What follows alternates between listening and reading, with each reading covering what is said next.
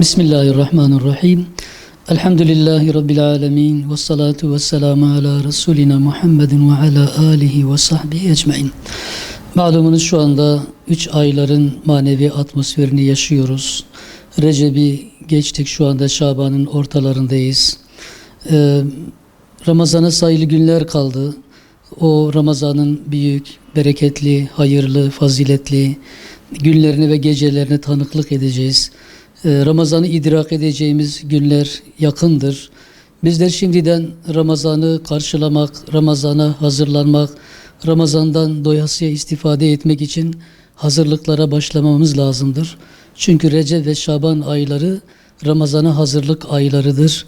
Manen kendimizi Ramazan'ın atmosferine koyacak, o atmosferi hissedecek, o Ramazan'ın büyük hayır ve bereketinden istifade edecek bir haleti ruhiyeye sahip olmamız lazımdır. Bu amaçla şimdiden Ramazan gelmeden önce hasretle, özlemle birilerini bekler gibi hazırlık içerisinde olmamız lazımdır. Bu da biz günahkarlar için Allahu Teala'nın büyük fırsatlarından, büyük nimetlerinden olan o Ramazan'ın aff ve mağfiretinden, günahlarımızın kirinden, günahlarımızın çirkinliğinden, gönlümüzü, kalbimizi, ruhumuzu, hayatımızı temizlemek için adeta abdest alır gibi Ramazan'a hazırlanmamız lazımdır. Ramazan geliyor, bereketiyle geliyor, aff ve mağfiretiyle geliyor, mukabelesiyle geliyor, teravihiyle geliyor. Allah'a rücu etmenin, Allah'a iltica etmenin, yakarmanın, niyazların göklere yükseldiği o nidalarla Ramazan geliyor. Acaba Ramazan bize doğru gelirken biz Ramazan'a ne kadar hazırlıklıyız? Ramazan'ı ne kadar özlemişiz? O fırsattan istifade etmek için acaba ne tür bir çalışmanın içerisine giriyoruz? Malumunuz Ramazan sabır ayıdır. Ramazan ibadet ayıdır. Ramazan tilavet ayıdır. Ramazan hayır, sadaka ve zekat ayıdır. Ramazan gönülleri hoş etmenin, dualara ortak olmanın ayıdır. Ramazan baştan sonuna kadar hayır ve bereketle dopdolu olan bir aydır. Bizler günahkarız, beşeriz, kuluz, şaşıyoruz, unutuyoruz, gaflete dalıyoruz. Günahlarla iç içe yaşadığımız günlerimiz oluyor. Gönlümüz, kalbimiz kirleniyor. Acaba bu kirle Rabbimizin huzuruna mı gideceğiz? İşte tam fırsat.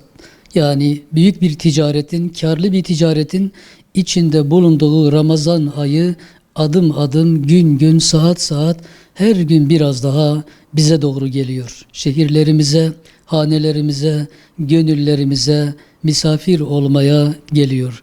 Biz de misafirimizi onun şanına, bereketine, faziletine ve getirdiklerine karşılık acaba onu karşılamaya, bağrımıza basmaya, hoş geldin demeye, evlerimizi, şehirlerimizi, gönüllerimizi acaba süslüyor muyuz?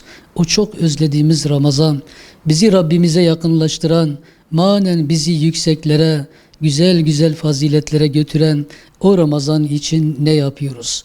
Bu soruların cevabını bulmamız gerekir. Çünkü bizim için Ramazan çok önemlidir.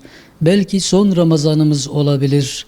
Bir dahaki seneye yetişmeyebiliriz. İşte günahların yükünden belimizi, boynumuzu büken o günahların çirkin yüzlerinden kurtulmanın tek yolu Ramazan gibi bir nimeti değerlendirmek, istifade etmek, ibadetle, zikirle, tefekkürle, tevekkülle, tilavetle, secdeyle, mukabeleyle, hayırla, hasenatla, duayla hazırlayıp o ayımızı süslemeye çalışmak, şimdiden o atmosfere kendimizi koymak ve hoş geldin ya şehri Ramazan diyerek bütün benliğimizle, bütün öz duygularımızla Ramazan'a merhaba demenin gayreti, heyecanı, hasret ve özlemi içerisinde olmalıyız.